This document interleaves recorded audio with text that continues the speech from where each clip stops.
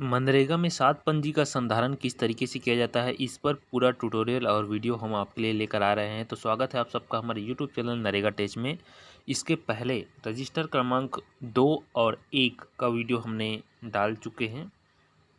आपको थंबनेल कुछ इस तरीके से दिखाई देगा, जिसके माध्यम से आप देख सकते हैं। नीचे डिस्क्रिप्शन में आपका लिंक भी दे रखा है और आई बटन में आपके जाके देख सकते हैं आप इसके बारे में पूरा डिटेल। तो आज बात करने वाले हैं रजिस्टर क्रमांक 3। मनरेगा के 7 पंजी संधारण में तीसरा नंबर का रजिस्टर, जिसका संधारण किस तरीके से किया जाता है, उसके कार्य और दिशा निर्देश के बारे में जानेंगे।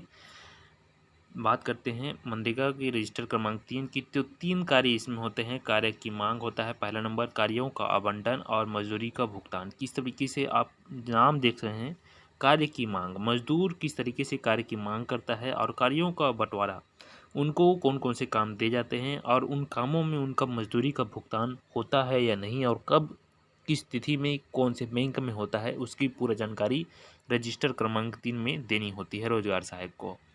तो इसको किस तरीके से भरते हैं, इसका अनुक्रमणिक विवरण इस प्रकार से है। और रजिस्टर क्रमांक 3 के काम की मांग, कार्यों का आवंटन और मजदूरी का भुगतान। परिचय क्या है रजिस्टर बनाने का। भारत सरकार के मनरेगा के तहत 22 प्रकार के रजिस्टर का निर्माण रोजगार सहायकों के द्वारा किया जाना रहता था। पहले इसको कम करके 7 रजिस्टर का निर्माण किया गया है, जिससे उनको कार्य करने में सुविधा और अधिक कार्य से छुटकारा मिलता है। दूसरा आता है औचित्य। महात्मा गांधी नरेगा के तहत 7 पंजियों का संधारण अवधारणा पहले लगभग 22 प्रकार के रजिस्टर में प्रचलन थे, जिसको कम करके 7 किया गया है। और तीसरे नंबर को जो रजिस्टर है, उसमें कहा गया है कि विस्तृत अर्थों में कार्यों की मांग, कार्यों का आवंटन और मजदूरी का भुगतान रजिस्टर के नाम से संबोधित किया जाता है। इसे बैकअप रजिस्टर के नाम से भी जाना जाता है। बैकअप वही चीज़ होते हैं जो पहले से तैयारी कर लिया जाए, उसको बैकअप कहते हैं। और रजिस्टर पंजी बनाने का तरीका। पंजी क्रमांक 3 बनाने के लिए सबसे अच्छी गुणवत्ता के A4 साइज के पेपर कागज पे 200 पृष्ठ वाली लाइनिंग कापी या रजिस्टर की आवश्यकता होती है। अब 7 पंजी रजिस्टरों को जनपद पंचायत स्तर से भी रोजगार सहायकों को प्रदान किया जाता है। उसमें सुरक्षित उनके द्वारा किया गया कार्य उपस्थित रहता है।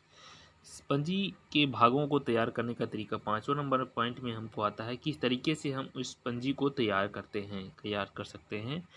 तो सबसे पहले पंजी का आता है कवर पेज। कवर पेज कुछ इस प्रकार से दिखाई देगा, जिसमें रजिस्टर क्रमांक 3 का दिखाई देगा डिटेल, और इसमें कार्यों की मांग, कार्यों का आवंटन, ग्राम पंचायत का नाम, जनपद पंचायत का नाम, जिला पंचायत का नाम, पूर्ववर्ती संदर्भ और पश्चिमवर्ती संदर्भ, इसके बारे में पूरा वीडियो पहले नंबर रजिस्टर और सेकंड नंबर में हमने बता रखा है।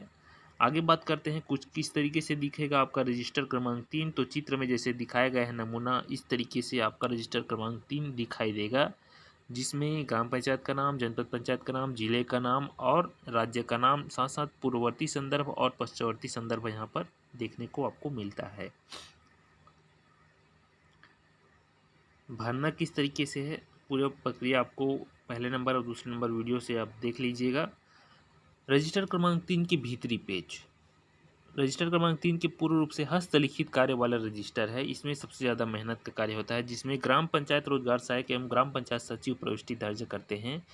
रोजगार सहायक तो चाहे तो मेटों को भी इस कार्य में लगा सकते हैं। साथ साथ इसमें ऑनलाइन से रिलेटेड कार्य को, जो मनरेगा के भुगतान की जानकारी होती है, उसको आप ऑनलाइन देख के ही प्रविष्टि करेंगे, जिससे आपको सुगमता से और सरलता स्पष्ट तरीके से आपको सही जानकारी भरने को मिल जाएगी। किस तरीके से इस पंजी, जो 3 नंबर पंजी है, उसको 15 कॉलमों में बांटा गया है। यहाँ पर देख सकते हैं 15 कॉलम, टोटल 15 कॉलम में बांट दिया गया है। इस 15 कॉलम के हिसाब से आपको पूरा डिटेल यहाँ पर भरना है।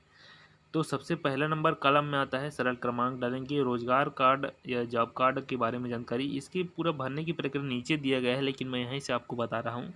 उसके बाद श्रमिक का नाम तीसरा नंबर में रहेगा।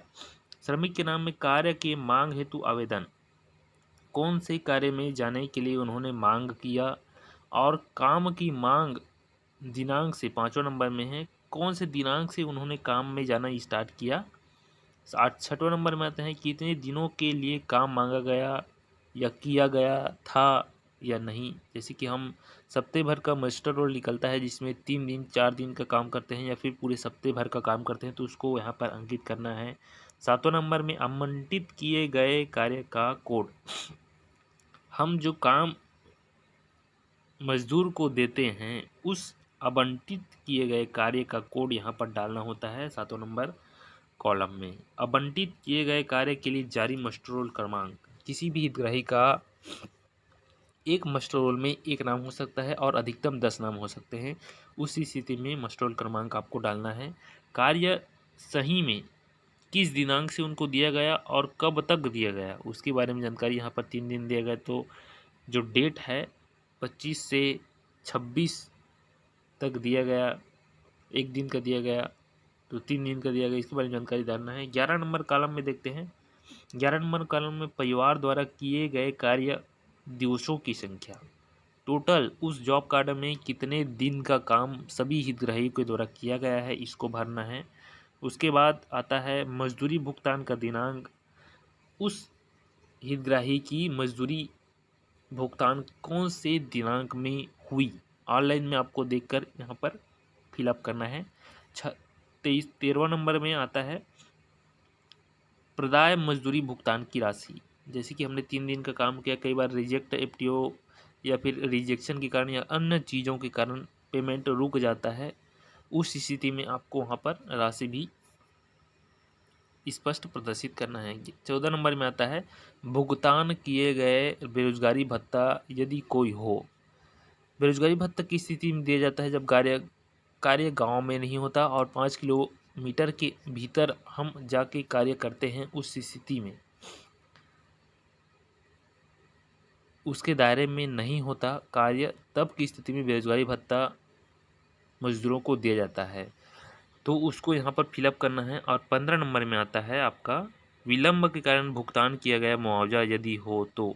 कई बार विलंब हो जाता है, भुगतान 15 दिवस के भीतर नहीं हो पाता मनरेगा में, तो उस स्थिति में हितग्राहियों को मुआवजा भी दिया जाता है। तो ये 15 कॉलम का आपको रजिस्टर तैयार करना है जिसमें कार्य की मांग, कार्यों का आवंटन और मजदूरी का भुगतान, तीनों चीज़ें रजिस्टर क्रमांक 3 में स्पष्ट आपको भरना होता है। किस तरीके से चिपकाते हैं इसको देख सकते हैं। ऐसे आपको A4 साइज पेपर में 15 खड़ी लाइनें खींच के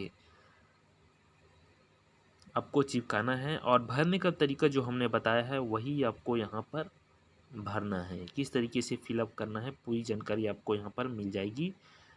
तो इस प्रकार से भरते हैं रजिस्टर क्रमांक 3। किसी भी प्रकार की दिक्कत हो रजिस्टर क्रमांक 3 भरने में हमें तो कमेंट कीजिए, और चैनल में नए हैं दोस्तों चैनल को सब्सक्राइब जरूर कर लीजिएगा। सभी प्रकार के रजिस्टर, अभी 3 प्रकार के रजिस्टर हमने आपको बताया, उसी प्रकार आगे जाके 7 प्रकार के रजिस्टरों का पूरा अवलोकन आपको कराएंगे, किस तरीके से फिलअप करना है उसके बारे में जानकारी देंगे। चैनल में नए तो चैनल को सब्सक्राइब जरूर कर लीजिएगा।